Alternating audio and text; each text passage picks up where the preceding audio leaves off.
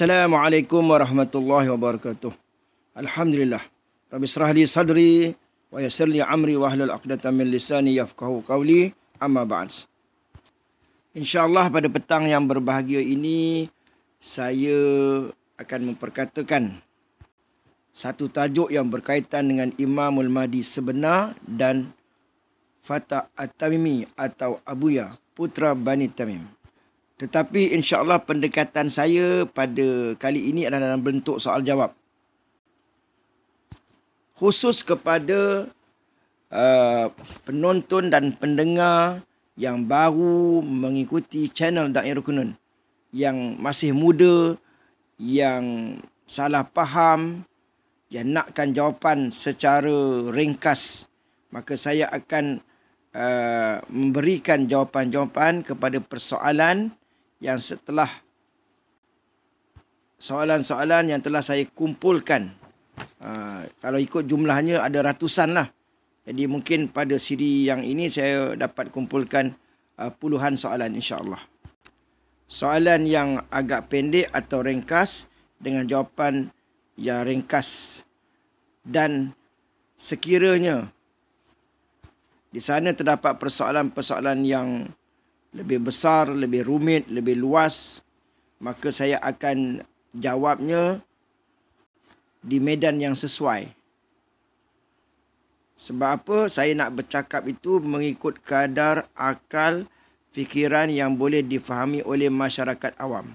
Sekiranya saya memberi satu jawapan, jawapan itu boleh meragukan tuan-tuan atau boleh menimbulkan fitnah lantaran kerana ilmu yang ada pada kita itu tak setara mana, maka itu boleh menimbulkan satu fitnah ataupun kontroversi.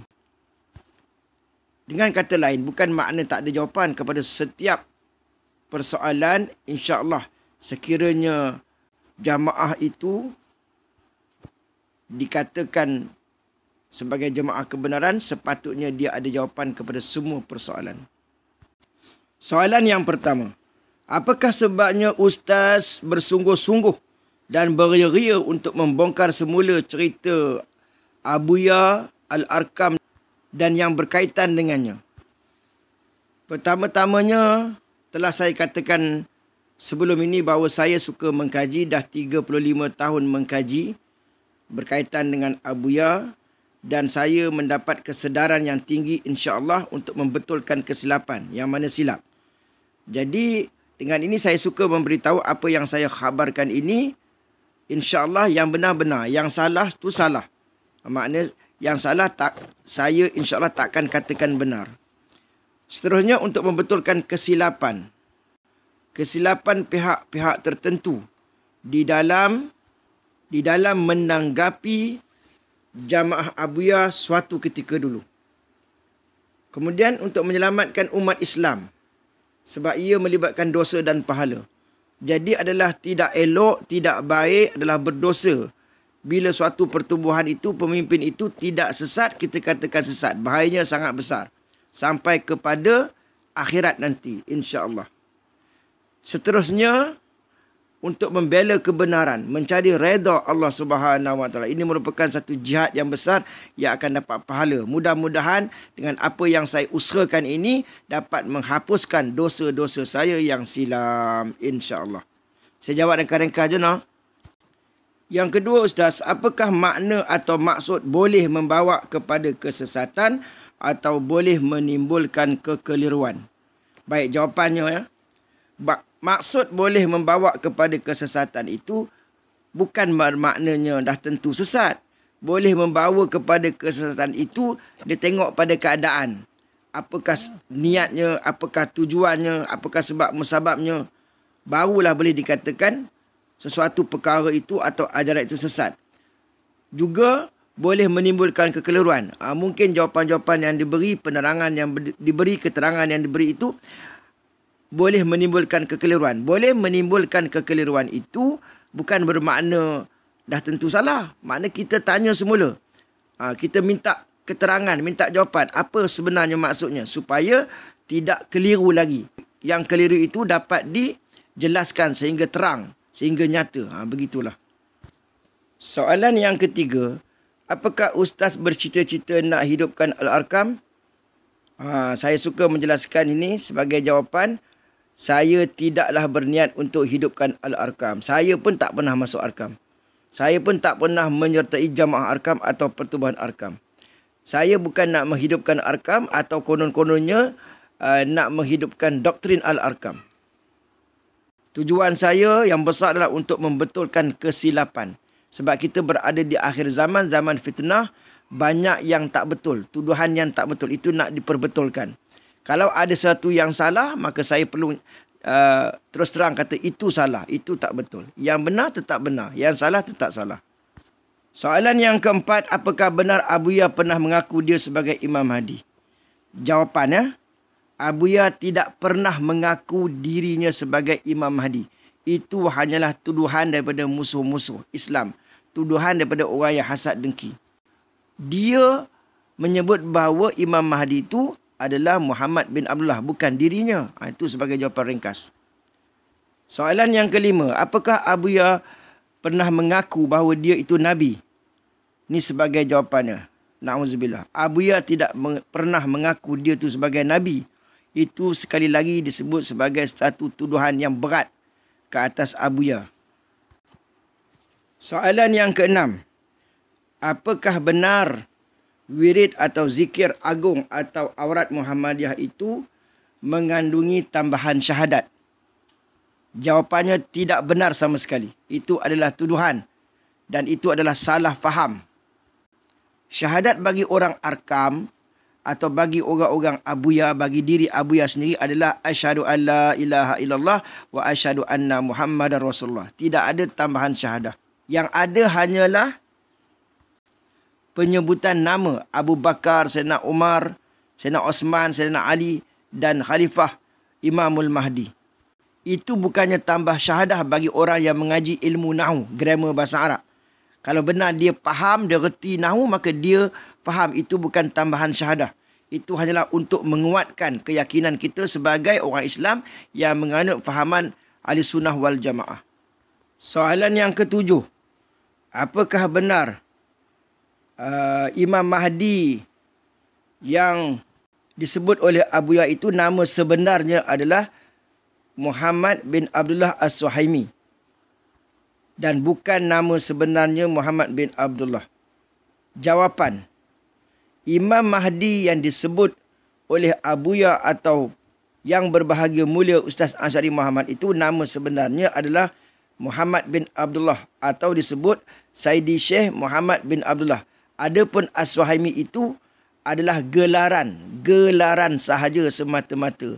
Jadi tuduhan As-Suhaimi itu sebagai nama sebenar itu adalah salah besar.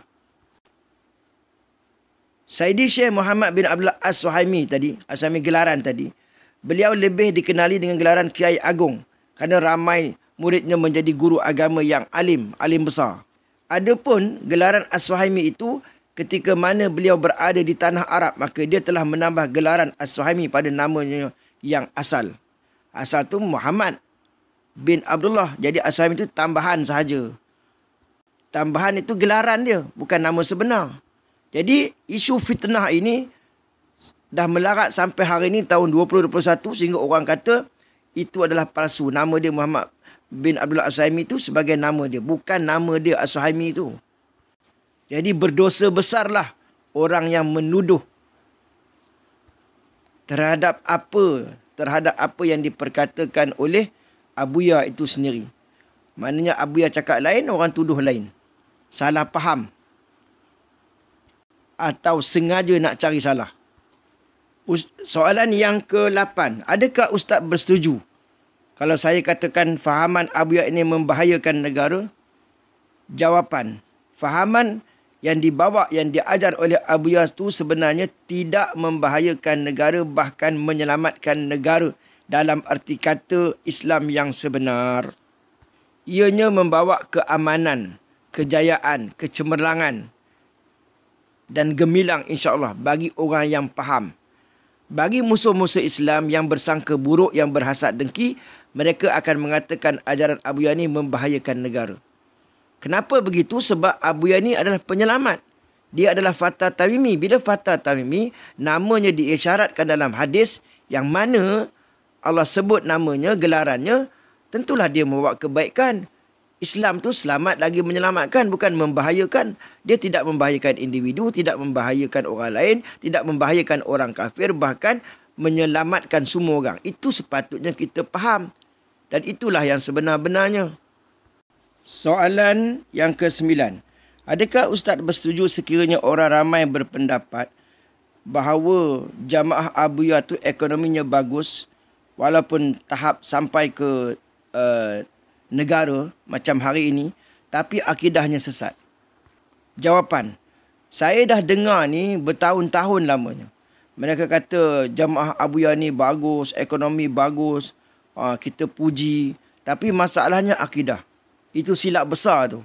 Sepatutnya kita berfikir bagaimana umat Islam ni dia boleh mengusahakan ekonomi dan maju ke seluruh dunia. Ni sebab apa? Sebab akidah dia tak sesat lah. Sebab akidah dia betul. Masalahnya orang tak tanya. Patutnya tanya, akidah kamu macam ni, apa hujahnya, apa dalilnya, apa tafsirannya. Mereka tak tanya. Mereka terus buat kesimpulan bahawa akidah jamaah Abuyah, akidah Abuyah ni tak betul. Sebenarnya betul lah sangat. Kita yang tak faham tauhid, yang sedalam-dalamnya, yang setinggi-tingginya. Tauhid yang sepatutnya yang kita miliki, yang kita hayati bagi seorang mukmin, bagi seorang yang bertakwa. Itu je puncanya. Jadi kita kata ekonomi bagus, akidahnya yang tak bagus. Sebenarnya kerana akidahnya bagus, akidahnya mantap, tauhidnya hebat, luar biasa. Sebab itulah dapat keberkatan, tu ekonomi boleh maju. Sepatutnya fikir macam tu. Ini pelik umat Islam akhir zaman ni fikir ekonomi bagus sebab akidah dia rosak, tak guna. Subhanallah. Tak tanya pun, tak kaji pun. Silat-silat hari bulan kalau dibawa bincang, mungkin kita akan rasa malu sangat. Baru tahu tauhid Abuyah tu macam mana. Soalan yang ke-10. Apakah benar orang-orang Abuyah, pengikut Abuyah, murid-murid Abuyah ni selalu mengagungkan Abuyah sampai ke tahap mengagungkan Abuyah, ghulu ataupun melampau-lampau, melebih-lebih?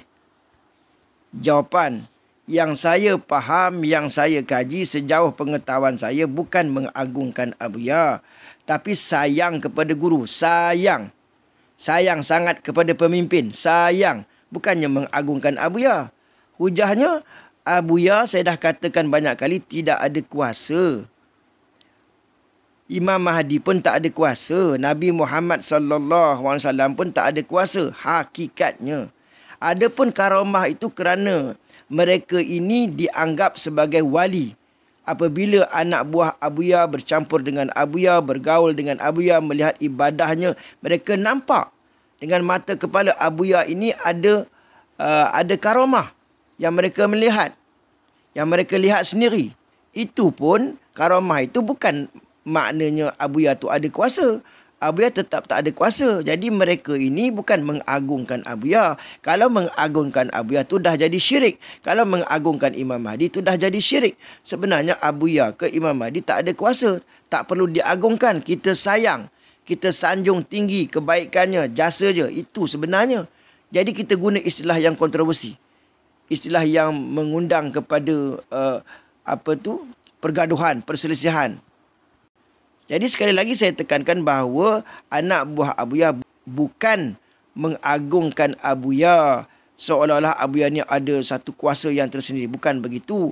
Semuanya hak milik Allah Subhanahu Wa Taala. Abuyah tu kosong, maha zero, tak ada apa. Tapi kerana dia orang baik, orang yang bertakwa, bagi siapa? Bagi orang yang mengenali dia.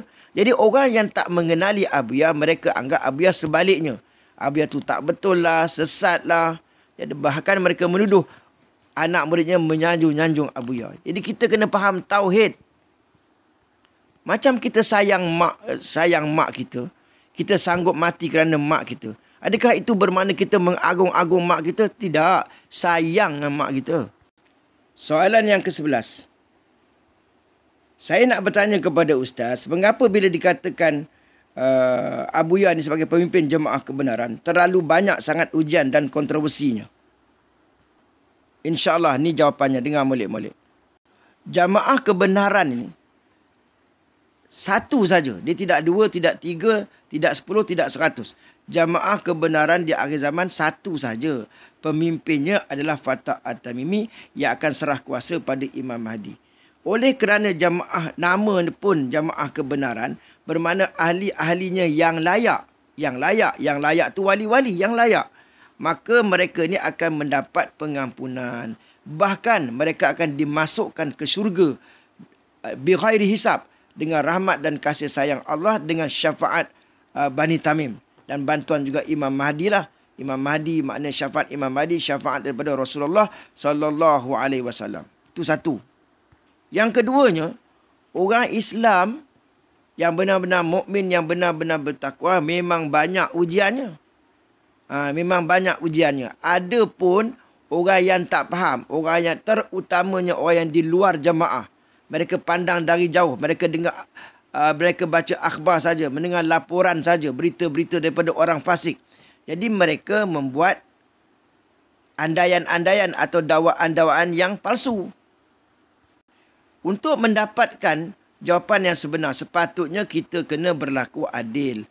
Jumpa kepada pemimpin atau pihak jemaah, bertanya, berbincang, bersoal jawab dengan penuh hikmah, bijaksana, adil lagi saksama, jujur. Barulah kita mendapat jawapannya. Memang tidak dapat dinafikan dalam jamaah Abuya itu, contohnya berlaku ujian-ujian. Termasuklah ada juga berlaku dosa atau kemungkaran. Itu kita tidak nafikan. Itulah yang disebut sebagai proses. Ujian, proses. Mereka ni setelah melakukan dosa, contohnya, mereka telah bertaubat atau telah dihukum oleh pemimpin. Jadi orang luar tak tahu perkara tu. Jadi kita kena tanya, berlaku adil. Sebab proses untuk kita menjadi orang beriman, orang yang benar-benar bertakwa, akan dihadapkan dengan ujian. Sebab tu Nabi bagi tahu yang mafhumnya, orang yang paling hebat, paling luar biasa ujiannya, paling dahsyat ujiannya adalah Nabi-Nabi. Kemudian ulama-ulama mengikut tahap keimanan. Kalau orang tu kuat lagi jiwa agamanya, lagi banyak ujiannya. Jadi kita tak dapat nak katakan seseorang itu bila dia masuk jemaah terus baik. Sebab dia ada ujiannya. Sampailah ending, barulah dinilai siapa sebenarnya yang selamat, siapa sebenarnya yang layak. Macam tu. Yang dijanjikan selamat tu pemimpinnya, pemimpin nombor satu. Sebab namanya ada dalam hadis Nabi SAW. Maka dia dijanjikan. Adapun anak buah ni akan melalui proses. Nikmat, ujian, buat terlibat dengan dosa, lepas tu bertaubat. Bahkan ada di antara mereka yang buang daripada jamaah. Itu pun ada peluang lagi. Kalau keluar daripada jamaah, kemudian bertaubat, baiki diri, azam sungguh-sungguh, di akhirnya, ending nanti, dapat bertemu dengan Abuya sekali lagi, maka mereka ada kesempatan dan peluang untuk bai'ah dengan Abuya. Macam tu perasaannya. Tak bolehlah kita lihat sekiranya ada kemungkaran, ada dosa berlaku dalam jemaah, itu bukan jemaah kebenaran. Bukan macam tu cara dia. Sebab itu saya sudah beritahu bahawa di zaman Nabi SAW, jamaah Nabi, jamaah kebenaran, jamaah Nabi pun ada berlaku di mana sahabat-sahabat terlibat dengan dosa, kemudian bertaubat. Itulah namanya proses. Jadi orang luar yang tak faham, tiba-tiba terus buat kesimpulan. Bila ada je sedikit kesalahan, kemungkaran, dosa, terus mengatakan itu bukan jemaah kebenaran. Atau itu yang Abuya nak. Bukan macam tu. Abuya ni seorang pemimpin yang dijanjikan. Seorang yang baik, yang soleh, yang bertakwa, keturunan bagus-bagus. Kena faham semua tu, semua aspek. Jadi kena kaji secara adil, seadil-adilnya. Ada orang berkata, soalan yang ke-12. Walaupun Abuya itu katalah keturunan yang baik-baik, itu bukan bermakna Abuya akan terus jadi orang baik. Ataupun Abuya itu ajaran dia mesti benar. Saya jawab begini, ini jawapan dia. Sebenarnya nak tentukan orang tu pemimpin. Pemimpin besar, pemimpin peringkat dunia. Pertama tengok keturunan dia. Bukanlah maksud saya tu keturunan tu segala-galanya. Yang pertama tengok keturunan dia. Kelahirannya, keturunannya, mak bapak dia, datuk nenek dia. Itu yang pertama tengok keturunan. Jadi terbukti Abuya ni keturunan baik-baik, bahkan keturunan wali-wali. Kemudian baru kita kaji kehidupan dia dengan jemaah sebagai pemimpin, ciri-ciri dalam jemaahnya. Kadang-kadang berlaku dalam jemaah abuya tu satu benda yang tak elok. Ahli yang buat salah. Bukan 2 kata 10 ke puluh-puluh orang ke buat salah. Tetapi adakah itu kehendak abuya? Ada masa dan ketikanya ada yang abuya tahu. Ada masa dan ketikanya ada yang abuya tak tahu. Sebagaimana kita lah, dalam keluarga kita ada 10 orang anak kan. Contoh 10 orang anak. Anak buat salah. Kadang-kadang mak ayah tak tahu. Kadang-kadang mak tahu. Kadang-kadang ayah tak tahu. Jadi begitulah yang berlaku dalam jemaah abuya ni. Jadi rumusannya pertama tengok kelahiran, keturunan, datuk, nenek dan sebagainya. Baru tengok kehidupan berjamaahnya. Jadi maknanya kesalahan yang berlaku dalam jamaah tak boleh disalahkan abuya. Jadi kalau abuya tu memang sendiri punca daripada dia yang merencana benda yang tak elok, takkanlah dia boleh dianggap sebagai fatah tamimi kalau begitu wataknya? Tentulah tidak. Jadi sebab itu untuk mengenalinya kita tanyalah kepada pihak pemimpin yang jujur, yang amanah, kepada ahlinya yang jujur dengan amanah. Soalan yang ke-13. Kenapa berlaku juga dosa ke atau maksiat masalah rumah tangga dalam jamaah abuya, jamaah yang dikatakan sebagai jamaah kebenaran? Tuan-tuan yang dirahmati Allah sekalian, ni jawapan dia. Dengar elok-elok. Sebelum orang masuk jamaah abuya ataupun nak mendapat didikan daripada abuya, pimpinan mursyid abuya ni, kita ni, katakanlah kita ni ada dosa. Dosa-dosa silam, maksiat kita, sejarah silam. Jadi bila kita masuk nak dibersihkan dosa-dosa kita tu. Jadi adalah peristiwa-peristiwa yang berlaku dalam jemaah yang terlibat dengan kita. Nak diproses dosa tu, itu biasa berlaku. Ini hanya difahami bagi orang yang berpengalaman atau jamaah, ahli jamaah tarikat. Bahkan kehidupan biasa pun ada dalam kehidupan kita. Kehidupan berumah tangga.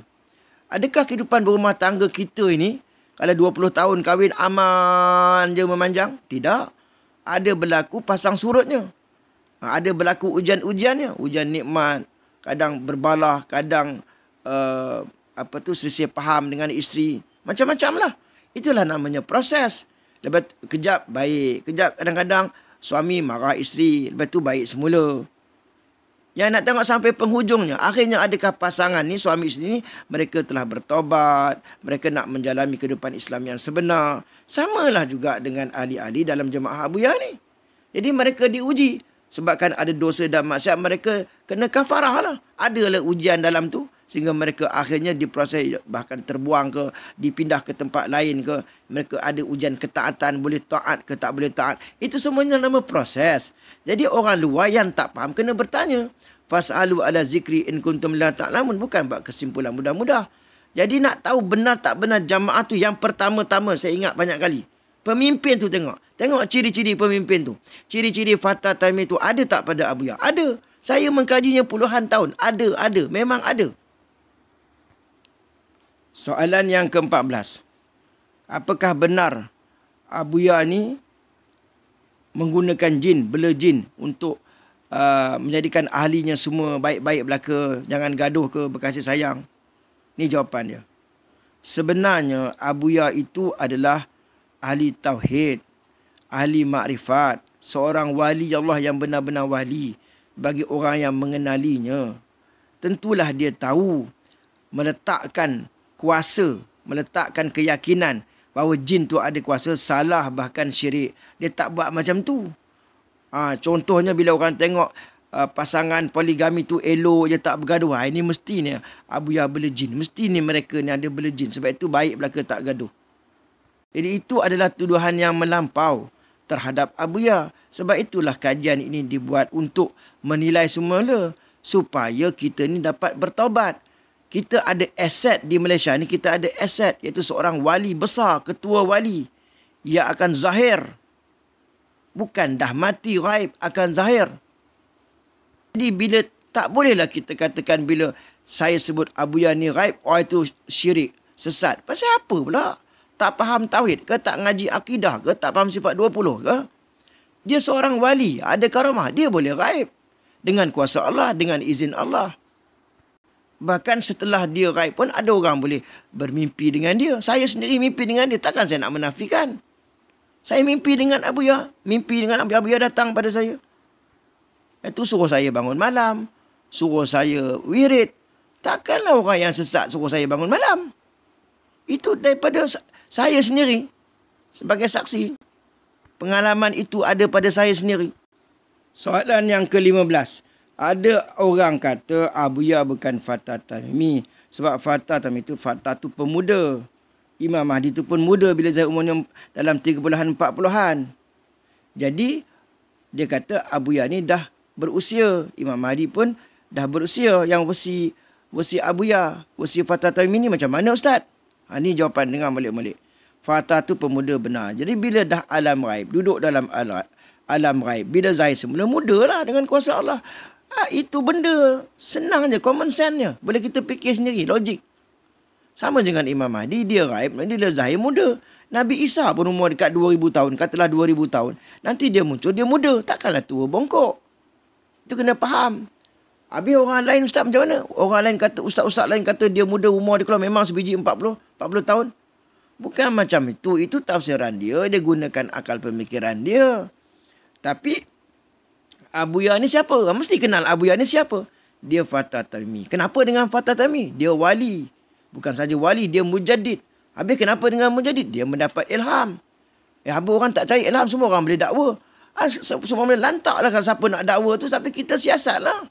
Kalau dia benar-benar mujaddid, kalau dia benar-benar wali Allah, benar-benar dia mujtahid, benar-benar dia orang alim beramal dengan ilmu, salah satu bantuan dapat ilham. Bagi orang Islam mudah percaya. Masalah yang menimbulkan perpecahan ni orang yang tuduh. Kaji bukan, ini bukan ilham, ini penipu, ini mainan syaitan. Inilah punca pergaduhan antaranya sebab Wahabi ni. Ini bukan ilham, ini bukan yang kaza, ini penipuan, ini mainan syaitan. Benda nak dapat ilham tu hukumnya harus kekalkanlah hukum harus. Bila kita kekalkan hukum harus, tak adalah gaduh dengan orang. Harus je hukumnya, bukan menyesatkan orang pun. Jadi tiba-tiba kita masuk campur. Golongan Wahabi salah satunya yang tak faham ni. Dia cukup anti dengan yang kaza dan ilham. Dia kata ini mainan syaitan, ini tipuan, tipu daya syaitan. Dialah punca perpecahan ni. Sebenarnya hukumnya harus, biarlah harus. Orang elok-elok je menerima hukum ilham tu. Ahli sunnah wal jamaah tak ada apa masalah. Dan terbukti ilham dia mendidik anak-anak buah dia sehingga menjadi orang yang baik, yang soleh, beriman, beramal, semayang, puasa, yang bagus-bagus. Subhanallah, saya pun dah lupa ni nombor berapa entah. Tak apalah, saya kalau silap teknikal saya minta maaf lah. Soalan yang ke-16. Katanya dalam jamaah Abuya ini yang monopolinya lah pemimpin.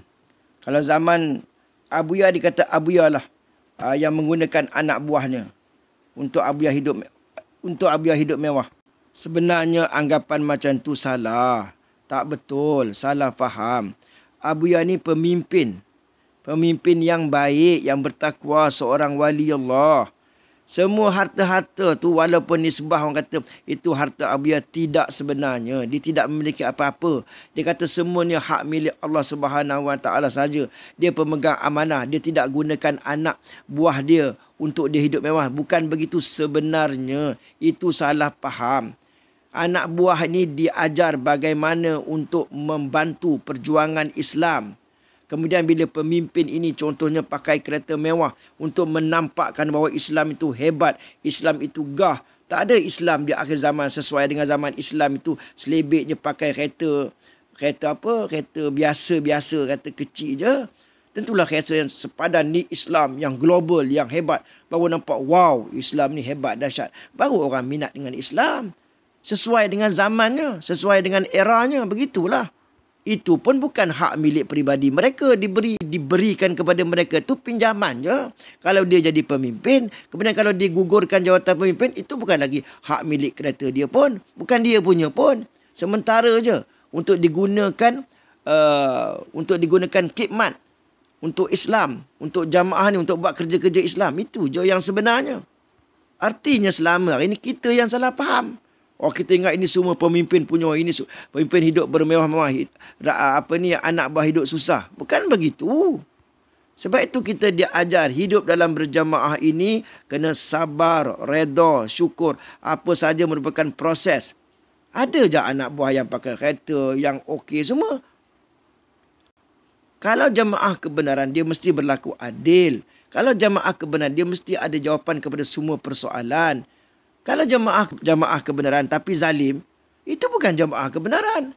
Jadi jamaah abuyah tidak macam tu. Itu persepsi, salah faham orang. Orang beranggapan begitu. Tak ditanya, tak tanya secara dekat. Kesimpulannya, tidak ada harta yang dikatakan semata ini benar-benar harta abuyah semata. Harta dia seorang tak ada. Semuanya hak milik Allah Subhanahu Wa Taala. Dia bangunkan semua projek-projek itu untuk Islam, untuk semata-mata untuk Islam. Jadi kalau ada kepentingan tu makna bohong. Kalau bohong itu bukan jamaah kebenaran, penuh dengan penipuan. Jadi kita kena faham ni. Dan akhirnya kesimpulannya ini setakat ni dululah. Apa yang saya terangkan ini adalah sesuatu yang benar menurut kajian saya, apa yang saya faham. Kalau jamaah kebenaran sepatutnya semuanya benarlah. Sepatutnya benar ni maknanya dia ada jawapan. Tapi apa yang berlaku, sekali saya nak ingatkan, apa yang berlaku dalam jamaah kebenaran, sama ada maksiat ke, tak amanah ke, itu adalah proses. Dan kita bersangka baik dan akhirnya mereka akan selamat, mereka akan bertaubat dan akan dilayakkan. Macam sahabat-sahabat Nabi. Oh, ada yang minum arak, ada yang berzina. Lepas tu mereka bertaubat. Taubat nasuha, akhirnya mereka selamat. Samalah jamaah kebenaran, anak murid abuyah ni, walaupun dihukum bahkan keluar daripada jemaah, tapi masih lagi diproses sebenarnya. Sebab yang memproses sebenar-benarnya kita semua ini adalah Allah Subhanahu Wa Taala yang maha berkuasa, yang maha baik. Nak proses kita ni jadi orang bertakwa, sama ada kita sedar ataupun tidak saja. Wallahu alam. Sekian. Assalamualaikum warahmatullahi wabarakatuh.